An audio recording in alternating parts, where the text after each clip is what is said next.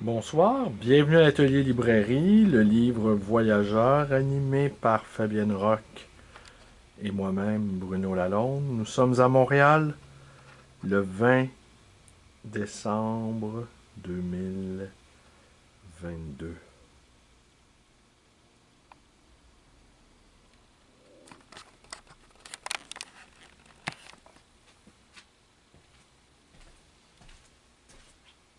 Alors ce que je viens de vous montrer, c'est l'affiche de Fabienne pour son exposition à Tempéra, une trentaine d'œuvres papier qu'elle a exécutées lors de cette séquence de performance qui avait lieu dans l'atelier librairie, l'espace théâtre qu'elle a aménagé et qui jouxte la librairie.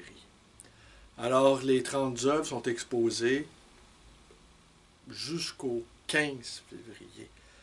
Alors, à partir de demain, nous allons organiser une fête à l'atelier librairie pour fêter le 5e anniversaire de notre installation dans ce quartier que nous apprécions par-dessus tout, quartier Villeray à Montréal. Alors aujourd'hui, sans doute, elle va être courte.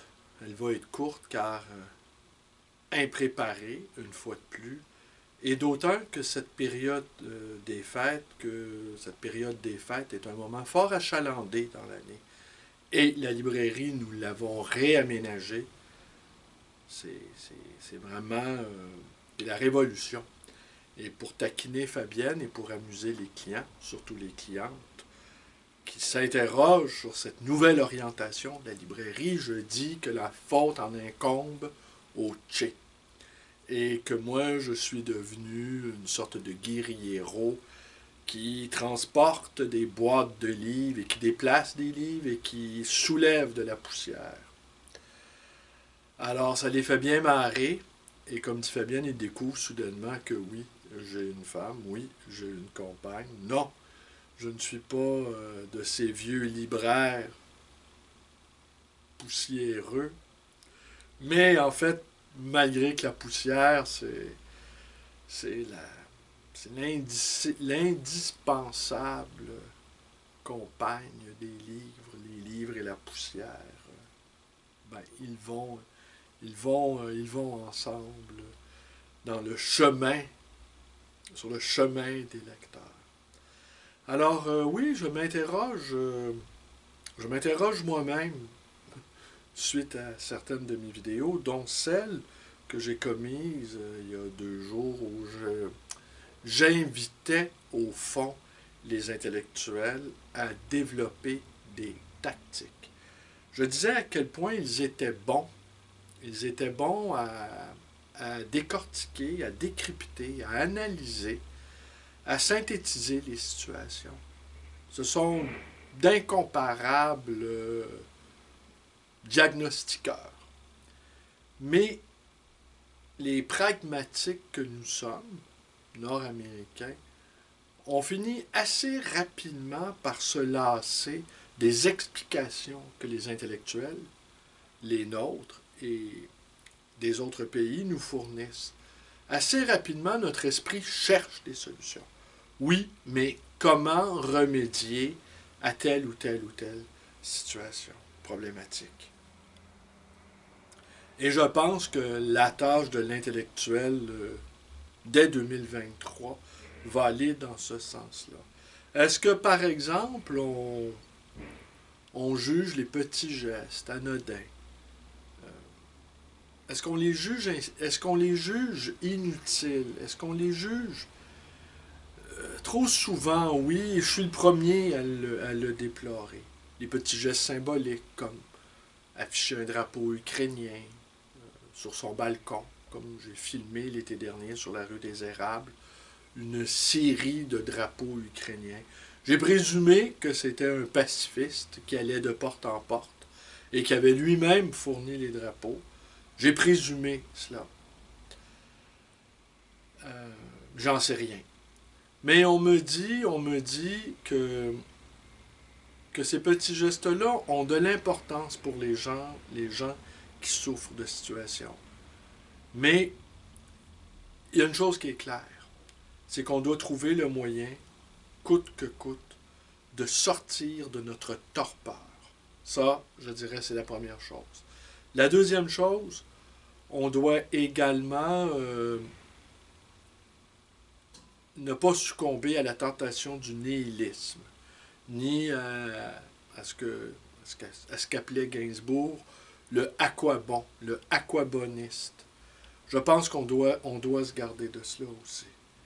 Et peut-être est-ce le rôle de ceux dont les années commencent à s'accumuler sur nos épaules, qui commencent à s'affaisser, de ne rien céder et de ne pas être découragé, ni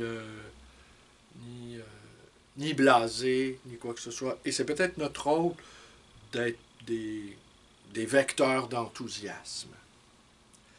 Alors forcément, pour ma part, l'année qui s'achève a été une année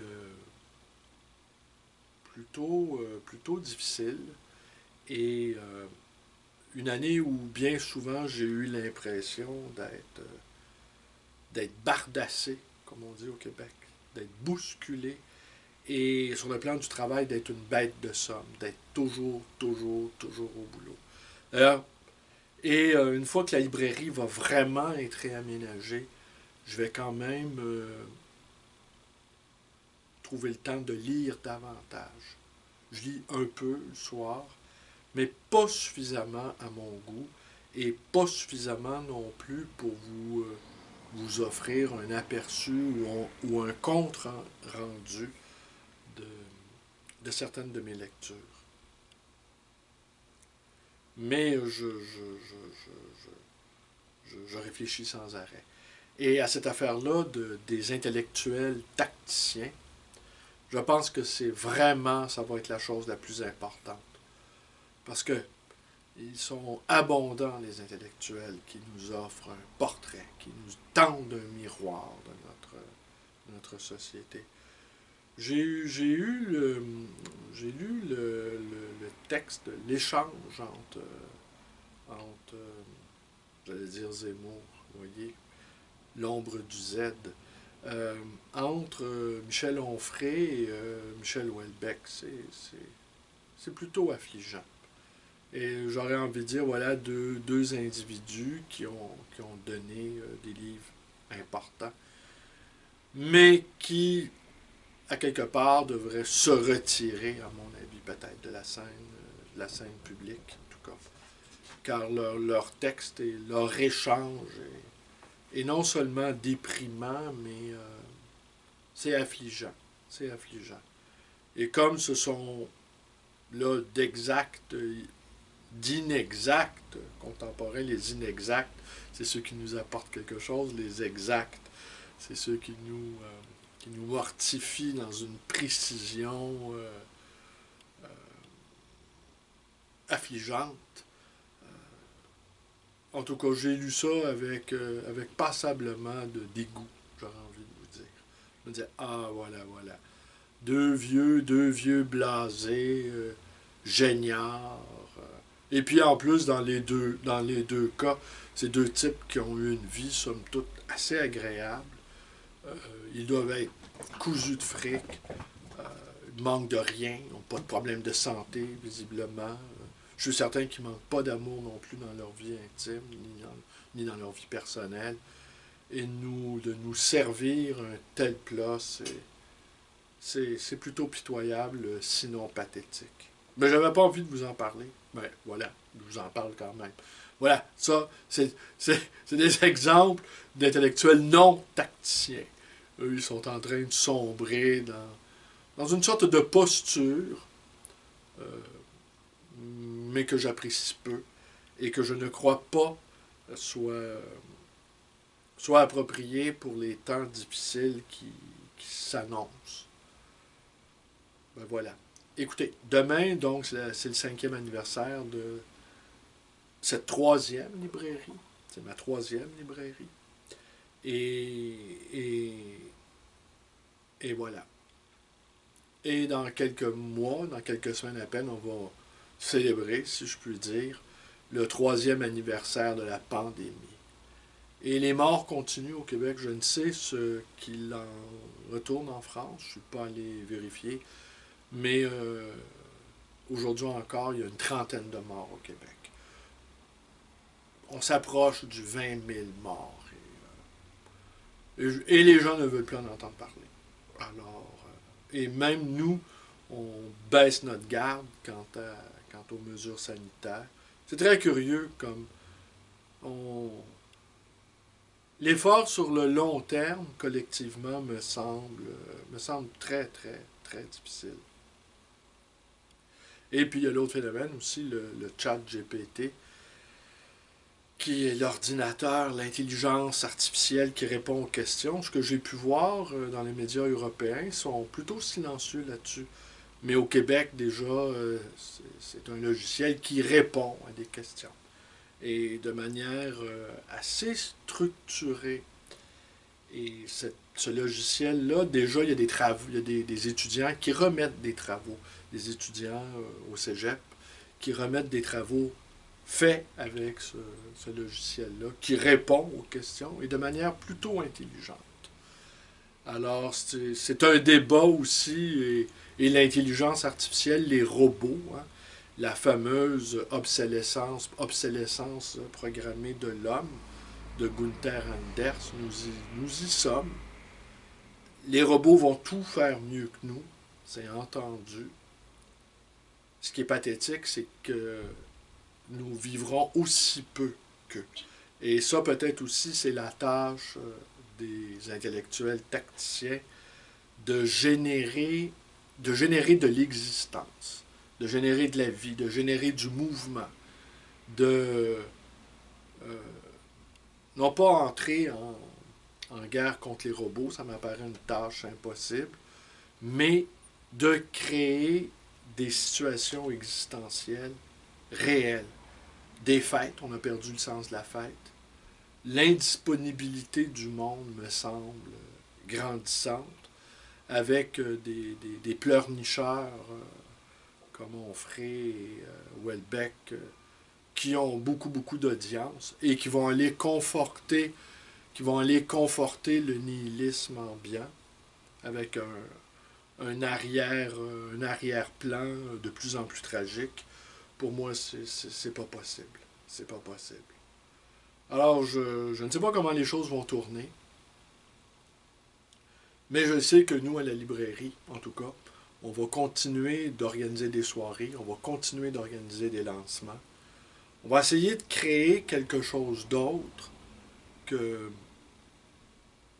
qu'une proposition de livre. On va essayer de créer autre chose que des livres, en fait. Même si c'est la tâche première des libraires que de proposer à la vente des livres, on va essayer de créer autre chose aussi qu'un lieu d'échange. Et on y réfléchit sans arrêt comment le, le commerce des idées n'est pas un commerce comme les autres. Et comme les temps deviennent de plus en plus inquiétants et de plus en plus troubles, il ne faudra d'une part rien céder et de l'autre créer quelque chose. Je pense que ça va devenir vraiment la tâche première des gens qui se piquent de vivre dans le monde des idées. À demain. À demain, je ne sais pas ce qui va se passer. Peut-être je ferai une ou deux ou trois vidéos. Peut-être certaines personnes auront envie de s'exprimer au cours de cette soirée-là.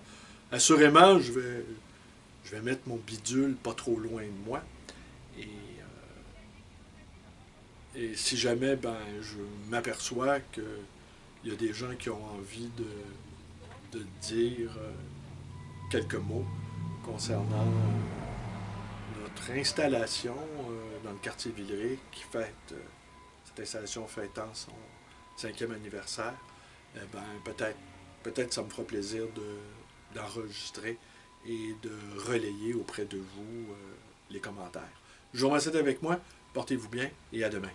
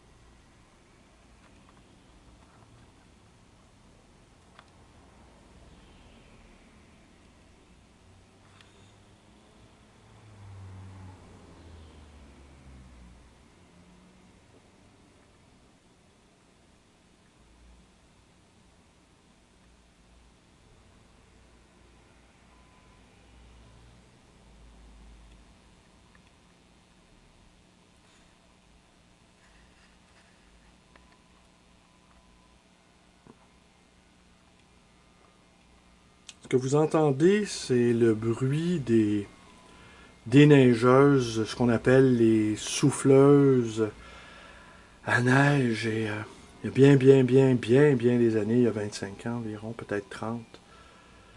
Je connaissais un type qui vivait avec une femme qui était très lourdement handicapée. Et ce type-là, qui était plutôt d'une apparence correcte, la faisait travailler, la faisait quêter au coin des rues. Elle jouait de la flûte, en fait. En fait, elle jouait pas de la flûte. Elle faisait des sons avec sa flûte. Et, et lui, avec son... il ramassait l'argent et ça ressemblait à une scène. Elle était vraiment très handicapée et même plus qu'handicapée. Je veux dire, comment je pourrais vous dire ça, donc. Elle était défigurée, même.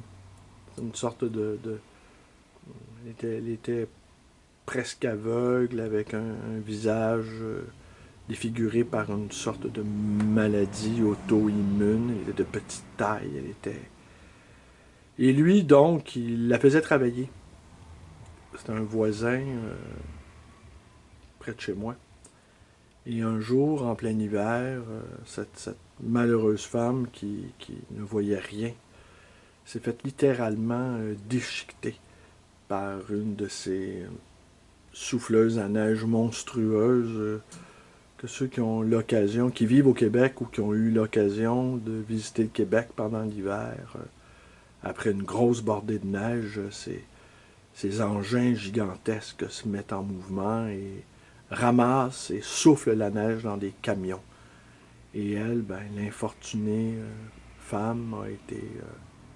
n'ayant pas vu et étant de très petite taille, le conducteur ne l'avait pas vu et les gigantesques hélices là, ont déchiqueté sa malheureuse carcasse. Voilà. Voilà le genre de choses qu'on peut penser quand l'hiver débute.